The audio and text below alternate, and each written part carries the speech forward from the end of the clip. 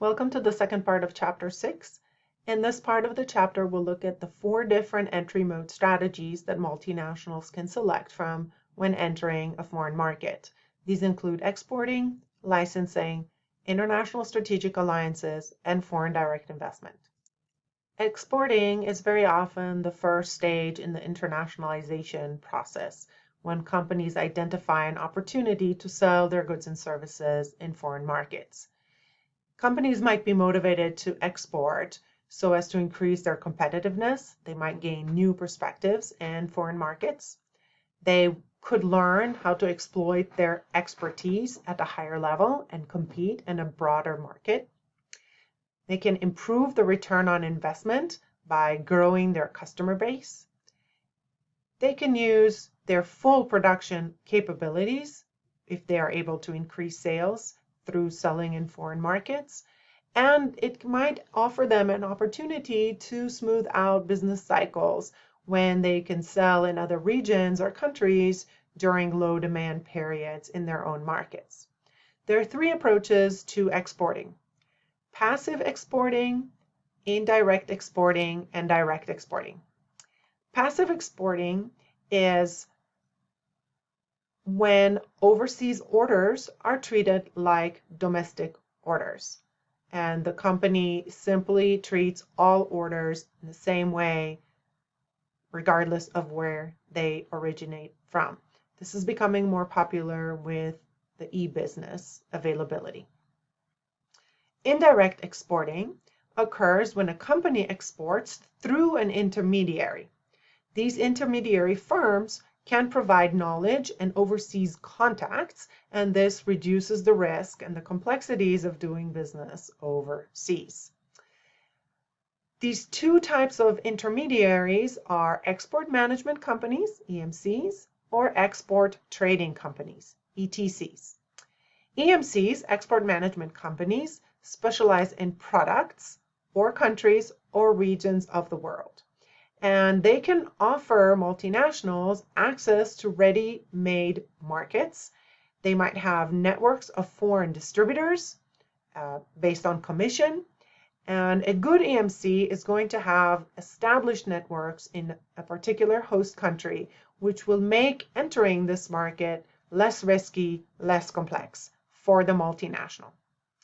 Export trading companies might take the title of the product before exporting it. So the ETC will take ownership of the product and then sell it abroad. Both EMCs and ETCs can help multinationals in the early stages of internationalization by eliminating some of the risk and the complexities involved with exporting.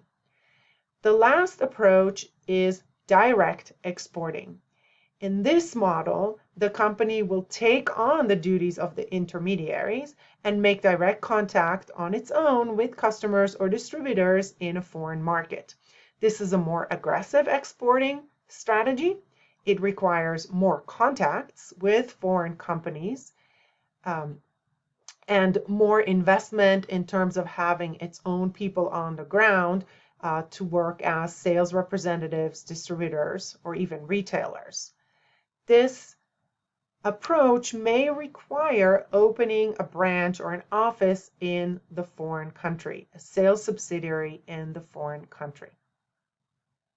Direct exporting is more costly and might be put in place once the company has a good idea of the demand in a particular market after engaging in indirect exporting. For small and medium-sized companies, indirect or direct exporting might be the only option. In order to decide between indirect and direct exporting, a multinational could ask itself some specific questions. For example, if management needs to control foreign sales, customer credit, and sale of the products to the customer, then direct exporting is more desirable. It gives the company more control over foreign sales. If the company has the financial and the human resources to create a foreign sales subsidiary, then it could use direct exporting. If the company does not have these financial and human resources, which is often the case in small and medium-sized companies, then it should use indirect exporting and rely on intermediaries. If the company has the resources to design and execute international and foreign language promotional activities, it can use direct exporting.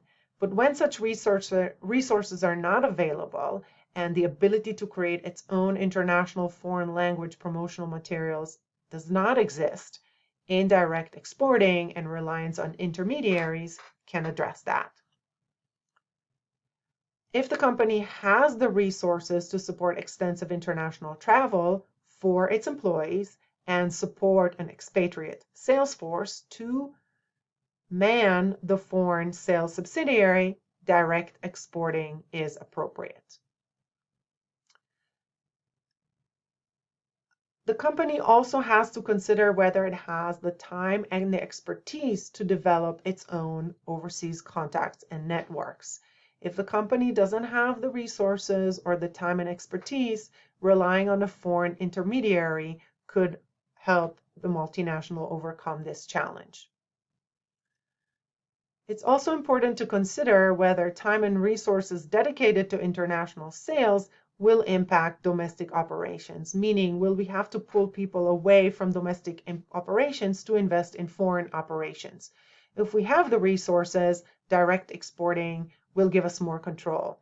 If we don't have the resources and this might hurt our domestic operations, we should choose intermediaries. Beyond exporting, licensing is another approach to enter a foreign market. Licensing is a contractual agreement between a domestic licensor and a foreign licensee. This can be helpful when the licensor has a valuable patent or know-how or a unique trademark. The foreign licensee pays royalties to use the licensor's patent or trademark, and it provides an easier, less risky, and more cost-effective or low-cost way to go international. This can happen even in large multinationals. For example, Disneyland Tokyo is a licensing agreement with a local theme park in Japan that pays Disney a % of ticket sales in exchange for the use of the Disney name, the character, and the know-how in park management. Licensing can take 3 forms: franchising, contract manufacturing, and turnkey operations. You might be most familiar with franchising, which also happens extensively in the domestic US market. In international franchising, the franchisor grants the use of a whole business operation to the franchisee. Many US companies in fast food and hotels use this approach. Franchising enables companies to grow more rapidly and have higher level of brand name recognition worldwide without having such a significant investment. Contract manufacturing represents production by a firm following the foreign company's specifications. This allows for rapid international growth without the need for a heavy investment. It's appropriate for small markets. For example, Coca-Cola might use a licensee to manufacture its beverages in another country, in a small market, for example. The last model are turnkey operations, where a multinational company makes a project fully operational before turning it over to the foreign owner. This is typical in construction projects, for example, power plants, where the business is handed over once it's up and running with trained employees. You can watch this video here for an example of Subway's international expansion through international franchising. While franchising has certain advantages, it also has some disadvantages. To a certain extent, the multinational is giving up control. It's creating a new competitor, and it generates lower revenue than if it had expanded directly on its own. franchising a hotel in another country is going to generate less revenue than establishing our own hotel in that country. So these are some of the downsides or the disadvantages of licensing. Of course, if we've licensed internationally, this eliminates our option to then expand into that region. These types of things are usually specified in the licensing agreement. When we're considering licensing, we should consider certain aspects. For example, what are the product characteristics? It's less risky to license older or soon to be replaced products. We also need to think about the unique country characteristics. What are the circumstances in that country? And the nature of the licensing company. Some companies cannot or do not have the resources to go international, and one way for them to grow is through licensing, which will enable them to grow their brand recognition without having to have such a significant investment. A third entry mode is through international strategic alliances. These are cooperative agreements between firms from different countries to participate in business activities, for example, through joint ventures. Activities can include any value chain activity, from research and development to sales or service. This is a very important entry mode for multinationals in today's environment, and that's why there's an entire chapter dedicated to international strategic alliances, which is chapter 9, and we'll cover that later this semester. Companies that have the financial resources to do so are likely to choose the fourth and final mode of entry, which is foreign direct investment. Foreign direct investment happens when a multinational owns part or all of a foreign operation. One model of foreign direct investment is an international joint venture. International joint ventures are a form of foreign direct investment, but in an international joint venture, the multinational is not going to own the entire operation, since it will jointly own the venture with very often a local company. So typically, when we refer to foreign direct investments, we do not discuss international joint ventures. Those are a form of international strategic alliance, which we'll discuss in chapter 9. Foreign direct investment is the highest stage of internationalization. A company might start with export, indirect, and then direct export. And once sufficient demand has been identified in the host country, a company might decide to engage in foreign direct investment and establish a manufacturing facility in the host country. A greenfield investment is when a company uses foreign direct investment to establish a foreign subsidiary from scratch, so to speak. If I determine that there is enough demand for my product in a foreign location, I might build my own factory in this location to save on transport costs and just manufacture the goods near my customers in that market. That's a greenfield investment. Acquisitions are typically referred to as brownfield, when a multinational will start foreign operations by purchasing a local company. This might be somewhat more challenging because the company that is being acquired already exists with its own employees and business practices, and it might be more challenging for a multinational to get things to be exactly as it would like, because it is not starting from scratch, but rather acquiring an existing operations.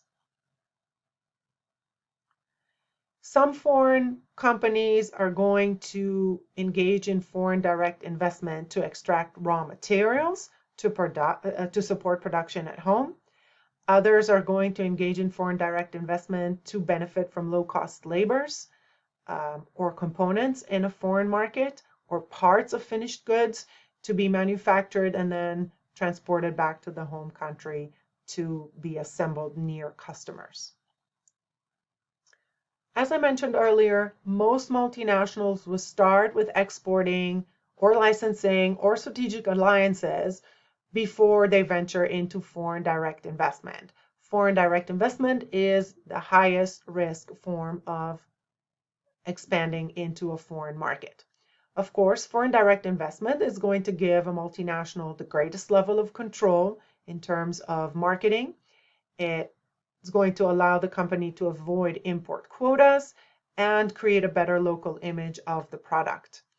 But foreign direct investment requires significant capital investment, can act as a drain on managerial talent, which is taken away from the domestic operations to work in the foreign operations, and it exposes the multinational to greater financial risk. The appropriate entry mode depends on the multinational's experience with foreign operations, but the trade-off between control and risk is another important consideration. If a firm wants to have tight control over foreign operations, in terms of product quality in the manufacturing process, the product price, the type of advertising used, promotional materials, where the product is sold, and aftermarket service, it's going to lean more towards higher control modes of entry like foreign direct investment. Exporting and licensing involve less risk and less financial exposure, but also grant less control. Foreign direct investment gives the highest level of control, but at higher risk and financial exposure. If we look at our two variables of interest, level of control and level of risk, we can see that indirect exporting has the lowest control, but also the lowest risk. If we transition to direct export, we have slightly higher risk. Licensing increases our control, but also our risk, as do strategic alliances. Foreign direct investment has the highest control, but also the highest risk. Up until now, when I use the term risk, I was referring to financial risk or financial exposure. There's another form of risk that multinationals need to consider, and that's political risk. Political risk refers to the impact of political decisions or events in the host country on the business climate that the multinational is going to enter into. This might impact the multinational's profitability and performance. Should multinationals be concerned with political risk? In environments or countries where there is political instability and higher political risk, this might have serious implications for multinational productivity and profitability. If the multinational is dependent on energy coming from locations with high political risk, and political uncertainties in one part of the world can have significant worldwide impact. And we're seeing that with the war between Russia and Ukraine. The ripple effect is felt across Europe and the world with rising energy costs and the worldwide impact of the political situation in one part of the world. When we are considering different parts of the world, we can look at the World Bank, worldwide governance indicators, which can show the level of political risk in different parts of the world. The lighter the color, the lower the political risk. The darker the color, the higher the political risk. When a multinational seeks to enter a foreign location, it has to consider the political risk involved. But there are also things that multinationals can do to mitigate political risk or manage it. One way to approach it is through purchasing insurance from private or government agencies, if available and affordable. These types of insurance can cover political risk, political violence, foreign currency issues, expropriation of property in foreign markets, and interference with foreign business operations. Multinationals can also rely on local partners to mitigate political risk. Partnering with local partners through joint ventures, for example, can give multinationals access to individuals who have local knowledge and know how to navigate the local system. Multinationals can also seek to develop networks of government, business, and public partners to help face local political risk. To summarize Chapter 6, we've discussed how multinationals address the global-local dilemma in their selection of different strategic approaches. We've talked about different modes of entry and their strengths and weaknesses in terms of risk and control. And we've discussed political control and the importance for multinationals to be aware of political risk and how to potentially mitigate it.